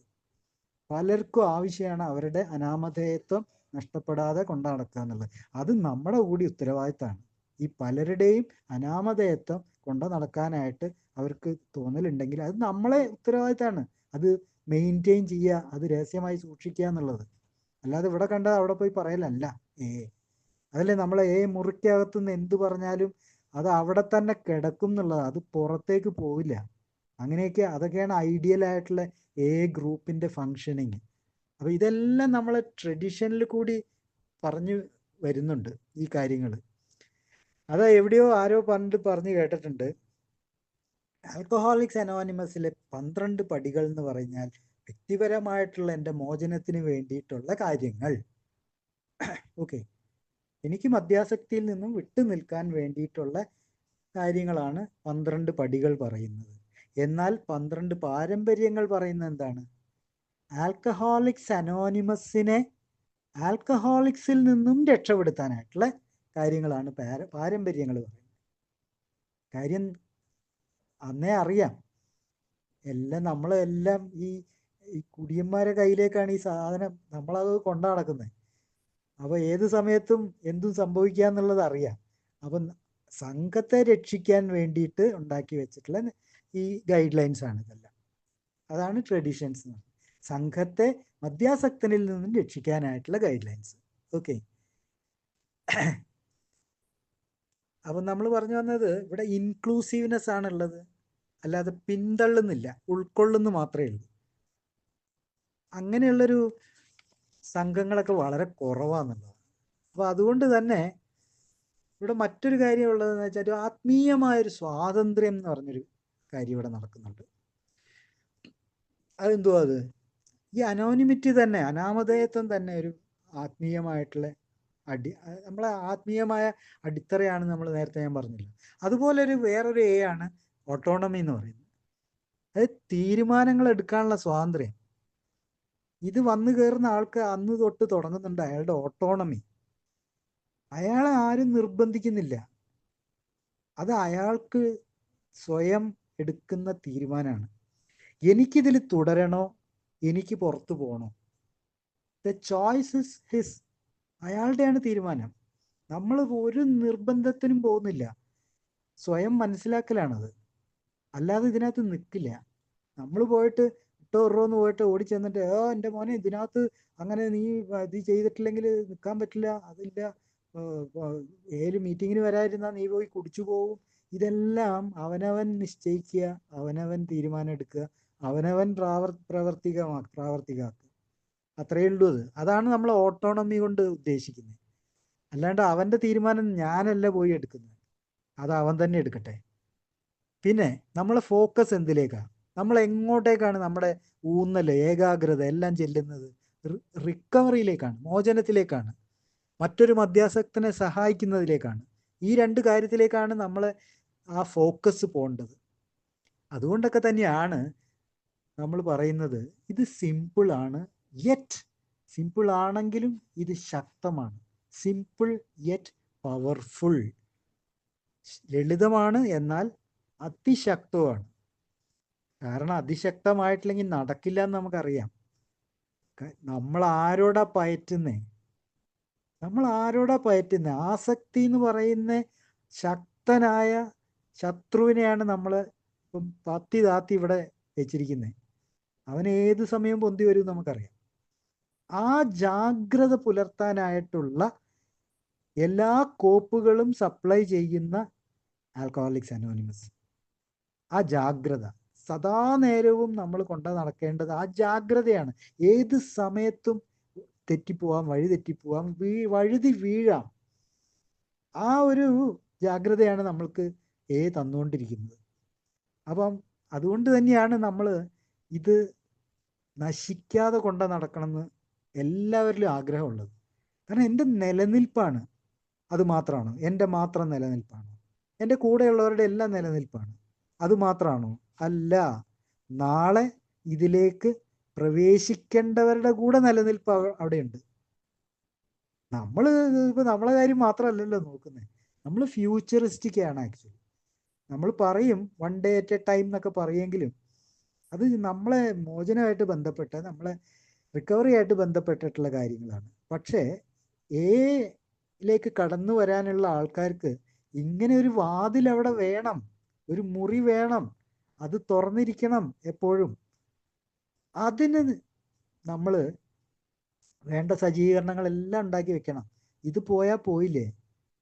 ഞാൻ 22 വർഷം മുന്നേ ഇങ്ങനെ ഒരു സാധനം ഉള്ളതുകൊണ്ട് പിടിച്ചു നിൽക്കുന്നു, ഇപ്പോഴും രക്ഷപ്പെട്ടു പിടിച്ചു നിൽക്കുന്നു എന്നൊക്കെ പറയുമ്പോൾ എന്തോ ഉള്ളിൽ ഇപ്പോഴും ഉണ്ട്. വേറെ ആൾക്കാർ പുറത്തുണ്ട്, പിടിച്ചു നിൽക്കാനായിട്ട് പറ്റാത്തവർ ഇഷ്ടം പോലെ പുറത്തുണ്ട്. അത് ഞാൻ ആ വാക്ക് ഉച്ചരിച്ചപ്പോൾ ആദ്യം എൻ്റെ മനസ്സിലേക്ക് വന്ന അതാണ് നമ്മൾ എയിൽ പഠിപ്പിച്ചു വിട്ടിരിക്കുന്നത്. നമ്മൾ മാത്രം ഉള്ള റിക്കവറി അല്ല, അപരൻ്റെ റിക്കവറിയും. അല്ലാണ്ട് ഇത് ആത്മം മാത്രമല്ല. അവിടെയാണ് ആത്മത്തിൽ നിന്ന് മാറി നമ്മൾ അപരചിന്തയും കൂടി ഉണ്ട്. അപര ക്ലേശങ്ങളെ കുറിച്ച് നമ്മൾ ഒരുപാട് ചിന്തിക്കുന്നവരാണ്. സ്വന്തം കാര്യം സിന്ദാബാദ് അല്ല എന്നർത്ഥം. അവനവനിസം ഇവിടെ പ്രകടമല്ല. നമ്മളെപ്പോഴും അപരനെ കുറിച്ച് തന്നെയാണ് ചിന്തിച്ചുകൊണ്ടിരിക്കുന്നത്. അതുകൊണ്ടാണ് ഈ ഓപ്പണായിട്ട് വാതിൽ തുറന്നിട്ടിരിക്കുന്നത്.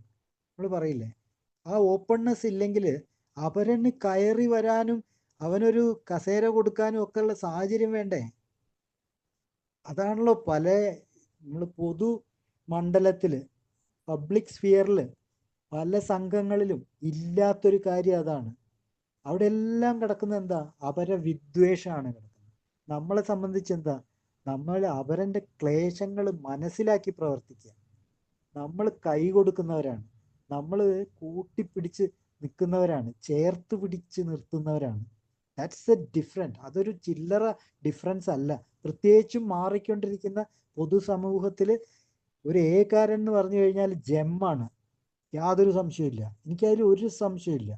ഏഴ് പ്രിൻസിപ്പിൾസ് ഫോളോ ചെയ്യുന്ന ഒരാൾ പൊതുസമൂഹത്തിൻ്റെ ഒരു ജെമ്മാണ്, ഒരു വൈരക്കല്ലാണ് ശരിക്കും.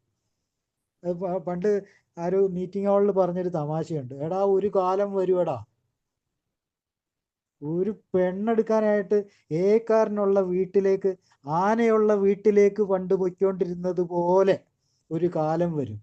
ഒരു ഏക്കാരനുള്ള വീട്ടിലേക്ക് പെണ്ണെടുക്കുന്നത് ഒരു വലിയൊരു കാര്യമായിട്ട് മാറുന്നൊരു കാലം. അതിശയോക്തിയിൽ പറഞ്ഞാണെങ്കിലും അതിൽ കുറച്ച് കാര്യങ്ങളൊക്കെ ഉണ്ട്. കാരണം വി ആർ ഡിഫറെൻ്റ് എന്നുള്ളത് വേറെ ഒന്നുണ്ട്. പൊതുസമൂഹത്തിൻ്റെ ചിന്തയല്ല നമുക്ക്. അല്ലെങ്കിൽ അങ്ങനെയൊക്കെ ആയിരുന്നെങ്കിൽ ഇത് ഉണ്ടാവില്ലായിരുന്നു. എന്നോ 35 തുടങ്ങിയിട്ട് 36 തീരേണ്ട സാധന.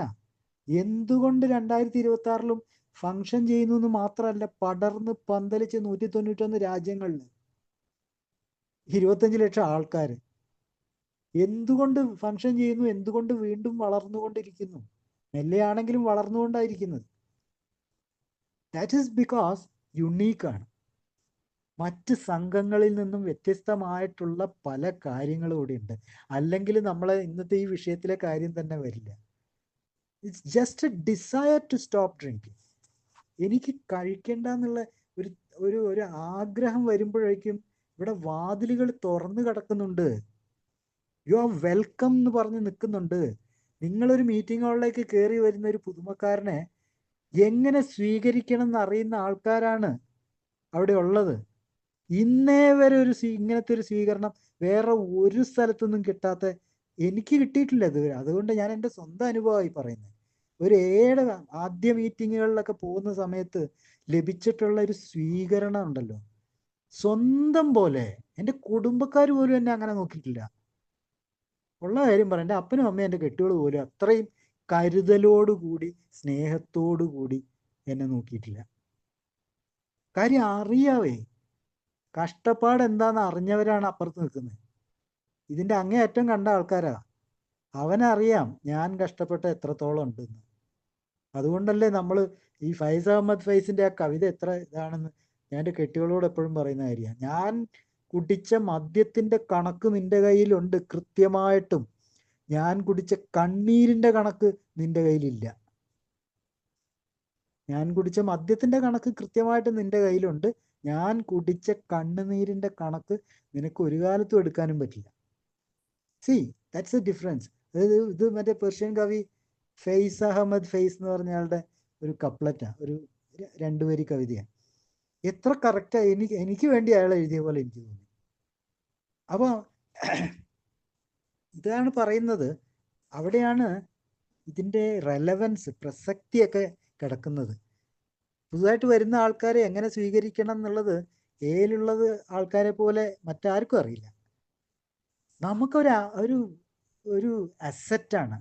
ഓരോ പുതിയ ആൾക്കാർ വരുമ്പോഴും ഒരു അസറ്റായിട്ടാണ് നമ്മൾ കാണുന്നത്, അല്ലാതെ അസത്തായിട്ടല്ല കാണുന്നത്.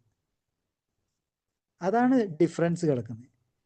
ഇത് പൊതുസമൂഹത്തിൻ്റെ വലിയ സംശയങ്ങളിലൊന്നായിരുന്നു.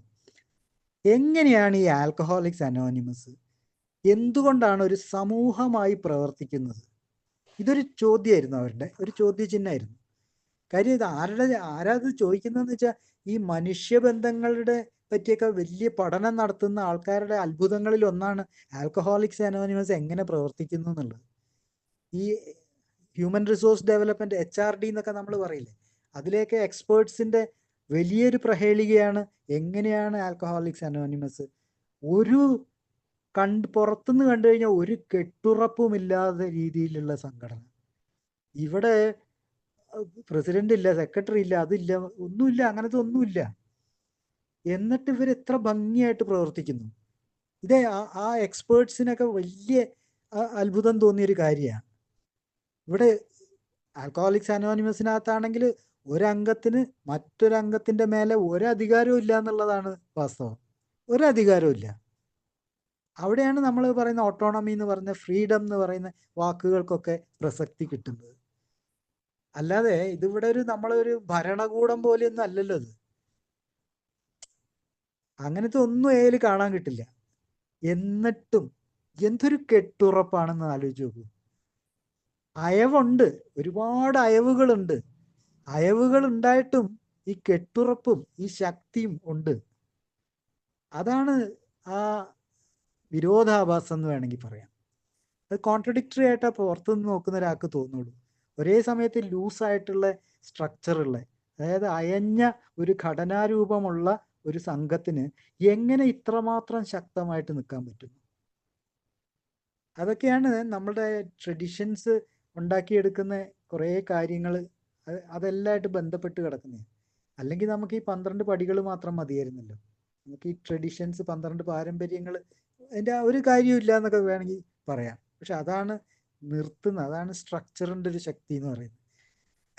നമ്മൾ പൊതു നന്മയാണ് ആദ്യത്തെ ലക്ഷ്യം എന്ന് പറയുമ്പം അതിനോടൊപ്പം തന്നെ പറയുന്നത് 7 ഐക്യത്തെ ആശ്രയിച്ചാണ് വ്യക്തിപരമായ മോചനം.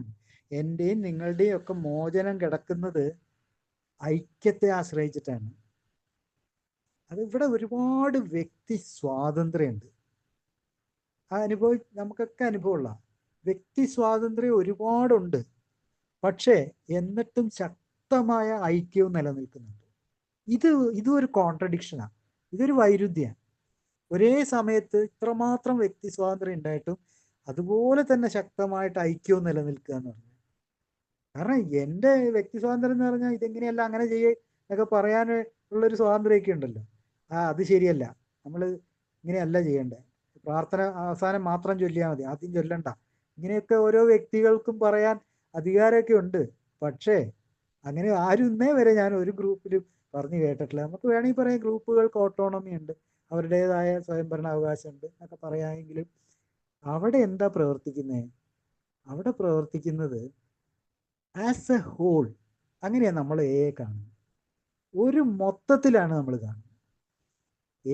ഗ്രൂപ്പുകളുടേതായ സ്വാതന്ത്ര്യവും കാര്യങ്ങളും ഒക്കെ ഉണ്ടെങ്കിലും മൊത്തത്തിലുള്ള കേടുപാടുകൾ വരുന്ന രീതിയിലേക്ക് ഇതൊന്നും പോകരുത്. ഇതൊക്കെ നമ്മുടെ റെസ്പോൺസിബിലിറ്റീസിൽ പെട്ട കാര്യങ്ങളാണ്. അത് തന്നെയാണ് നമ്മൾ എപ്പോഴും പറയുന്നൊരു കാര്യമുണ്ട്, ഗ്രൂപ്പില്ലെങ്കിൽ വ്യക്തി ഇല്ല എന്നുള്ളൊരു ബോധം. ഗ്രൂപ്പില്ലെങ്കിൽ വ്യക്തി ഇല്ല എന്ന ബോധം. പൊതുവായ ക്ഷേമമാണ് നമ്മൾ ആദ്യം പറഞ്ഞു കഴിഞ്ഞു. പൊതുവായ ക്ഷേമമാണ് ആദ്യം വരുന്നത്.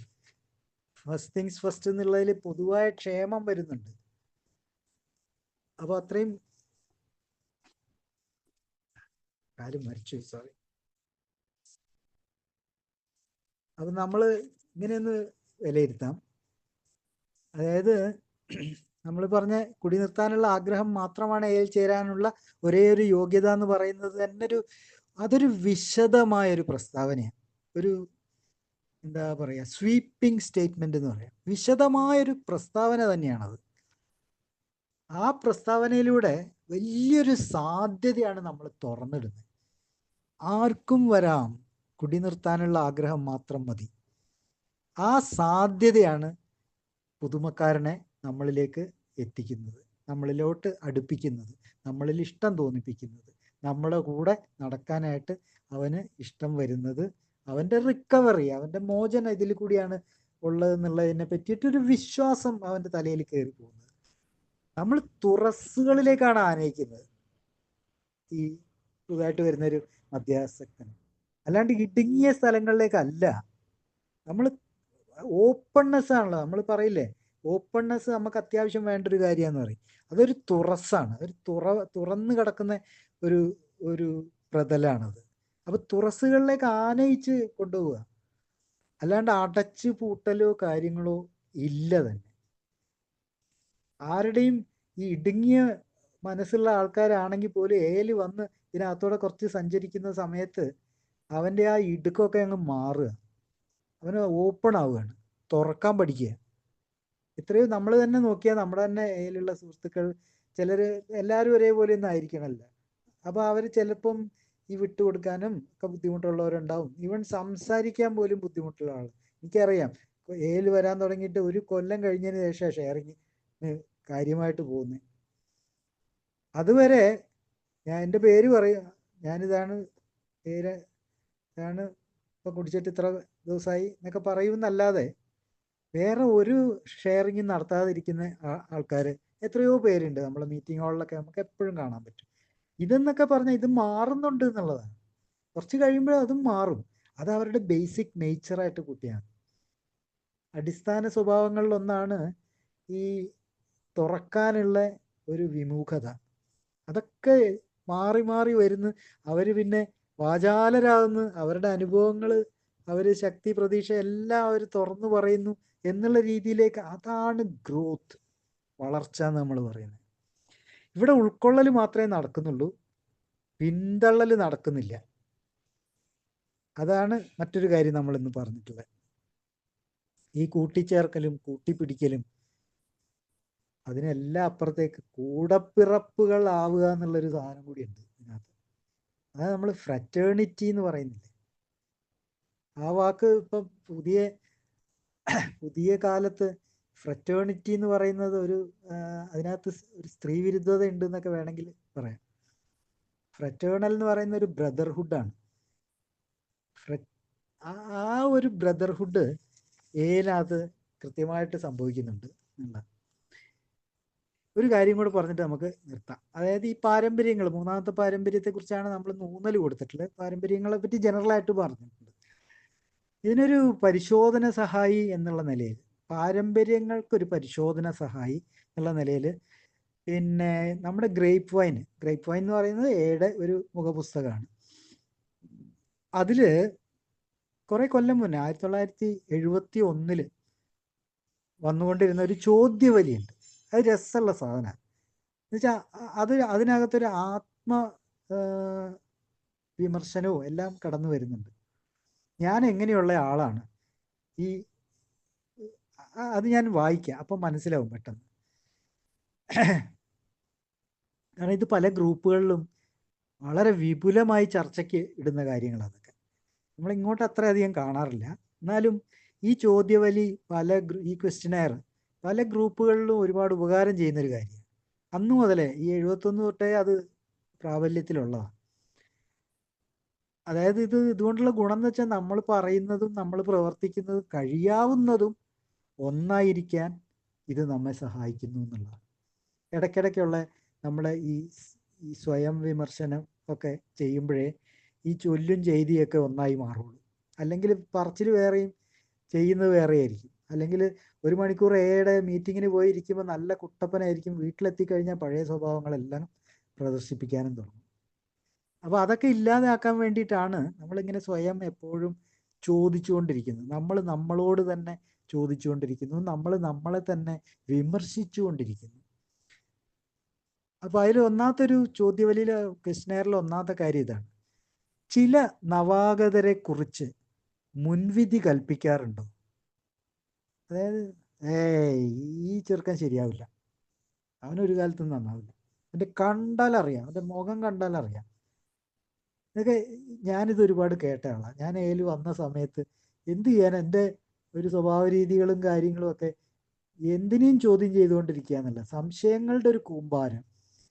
അപ്പം അതൊക്കെ ചോദിക്കുന്ന സമയത്ത് ചിലരൊക്കെ ഇങ്ങനെ പറയാറുണ്ട്, അവൻ്റെ കാര്യം പോക്കാം, എത്ര ദിവസം എന്ന് കൂട്ടിയാൽ മതി. ഇതൊക്കെ നമ്മുടെ ചെവിയിലും എത്തുന്നുണ്ടെന്നേ. അപ്പോൾ വിഷമമൊക്കെ തോന്നാറൊക്കെ ഉണ്ട്. പക്ഷെ പിന്നെ വിചാരിക്കും, അതുകൊണ്ട് ചോദിക്കാതിരിക്കുന്നത് ശരിയല്ലല്ലോ, നമ്മൾ സംശയങ്ങളല്ലേ.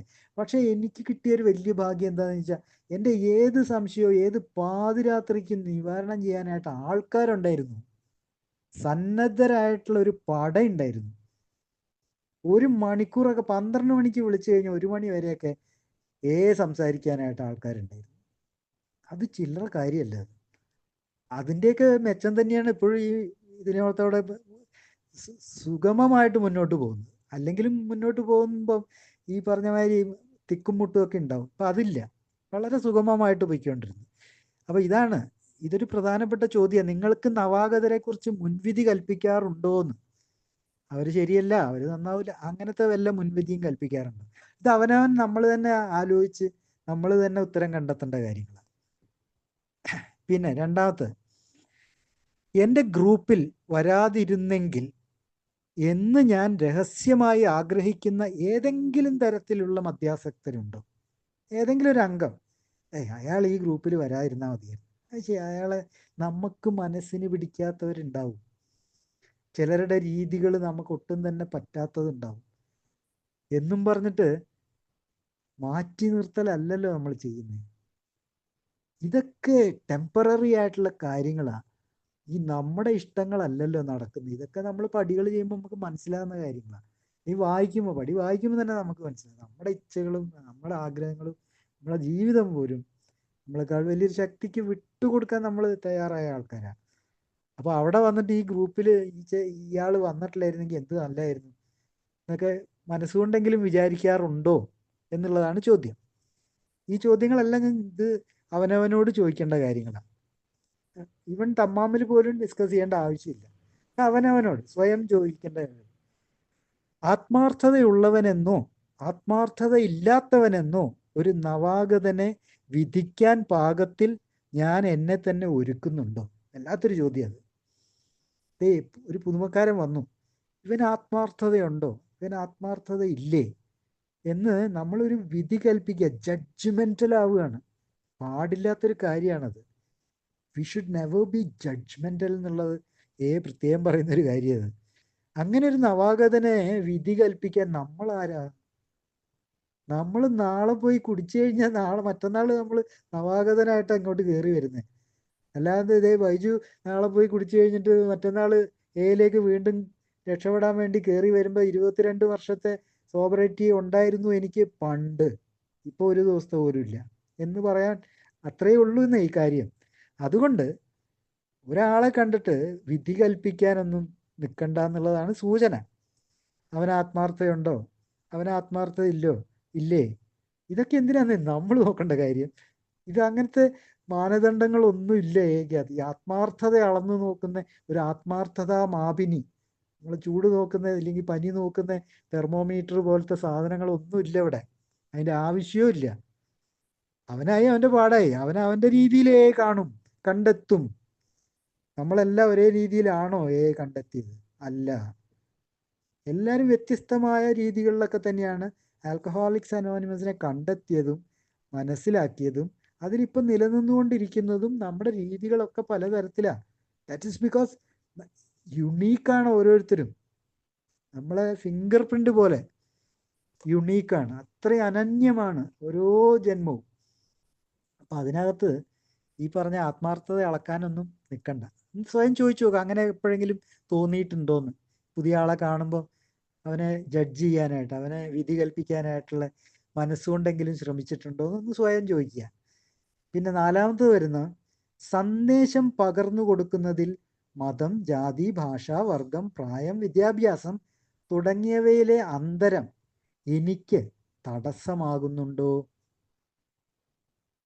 അതായത് നമ്മളെ മെസ്സേജ് പാസ് ചെയ്യുന്ന സമയത്ത് ആൽക്കഹോളിക്സ് അനോണിമസിൻ്റെ സന്ദേശം പുതുമക്കാരന് നമ്മൾ പാസ് ചെയ്യുന്ന സമയത്ത് അയാളുടെ മതം, ജാതി, ഭാഷ, വർഗം, പ്രായം, വിദ്യാഭ്യാസം തുടങ്ങിയവയിലെ ഉള്ള അന്തരങ്ങൾ, വ്യത്യാസങ്ങൾ എനിക്ക് തടസ്സമാകുന്നുണ്ടോ?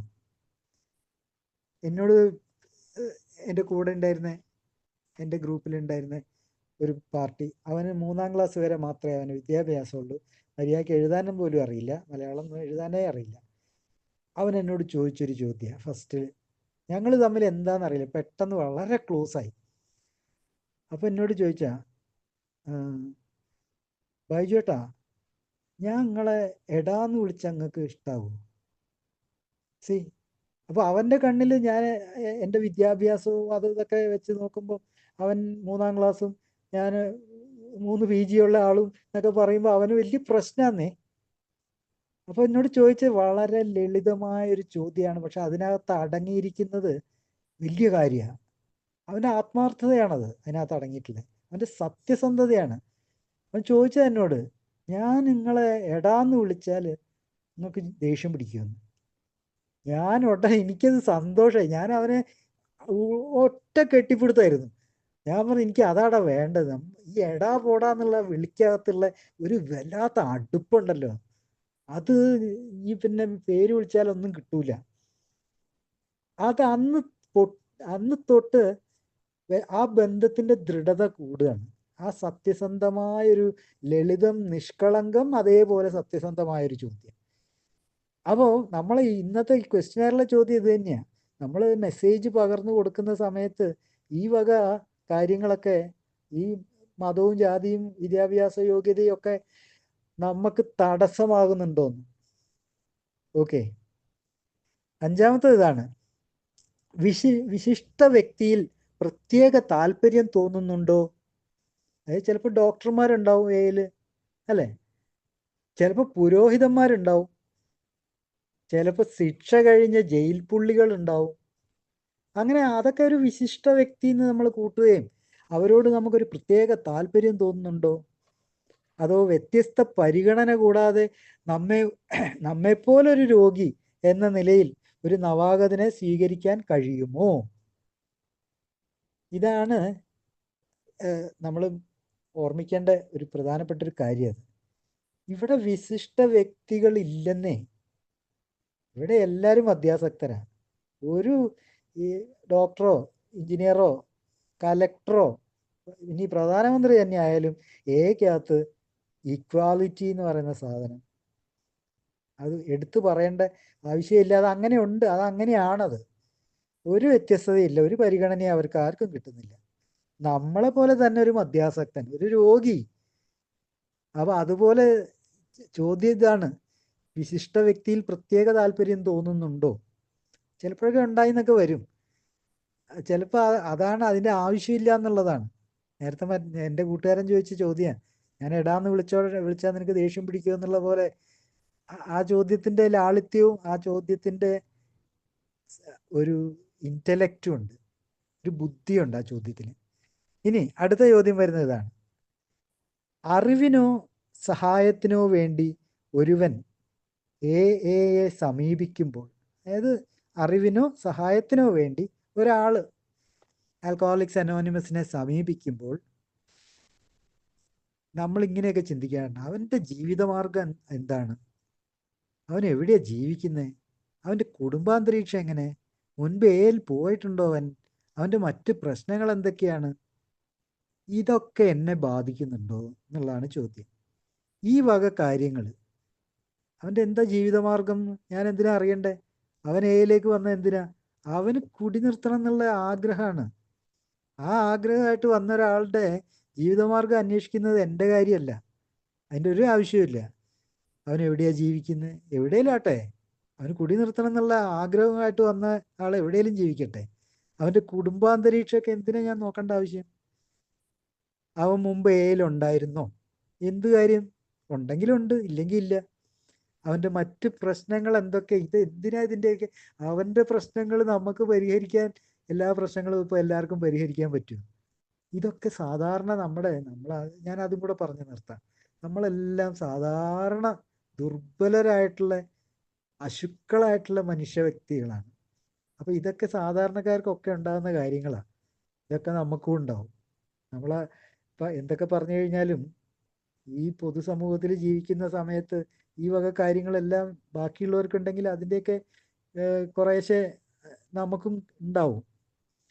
പക്ഷേ ഇതിനകത്ത് അത് പുതുതായിട്ട് വരുന്ന ഒരാളെ ബാധിക്കുന്ന തരത്തിലേക്ക് പോകാതെ നോക്കുക. ആൽക്കഹോളിക്സ് അനോണിമസ് എന്ന സംഘത്തെ ബാധിക്കുന്ന തരത്തിലേക്ക് അല്ലാതെ പോവുക. ഇത് രണ്ടും സംരക്ഷിക്കപ്പെടേണ്ട കാര്യങ്ങളാണ്. അപ്പം മാത്രമേ നമ്മൾ സംരക്ഷിക്കപ്പെടുന്നുള്ളൂ എന്നുള്ളതാണ്. അപ്പം ഈ വക ചോദ്യങ്ങളൊക്കെ സ്വയമൊക്കെ ഒന്ന് ചോദിക്കുമ്പോൾ നമുക്ക് കുറേയൊക്കെ ഒരു ഒരു എന്താ പറയുക, ഒരു ലാഘവത്തൊക്കെ അനുഭവപ്പെടും. ഇതൊക്കെ തന്നെയല്ലേ നമ്മൾ ദിവസവും ചെയ്തുകൊണ്ടിരിക്കുന്നത്. നമ്മളെ തന്നെ വിലയിരുത്തുക എന്നുള്ളത് ഏറ്റവും ബുദ്ധിമുട്ടുള്ള കാര്യമാണെങ്കിലും അനിവാര്യമായൊരു കാര്യമാണ് എയിൽ. ഇത്രയും പറഞ്ഞുകൊണ്ട് എല്ലാവർക്കും സുബോധത്തിൻ്റെ നല്ലൊരു ദിവസം ആശംസിച്ച് നിർത്തുന്നു. Thank you. Thank you Baiju ചേട്ടാ, താങ്ക് യു.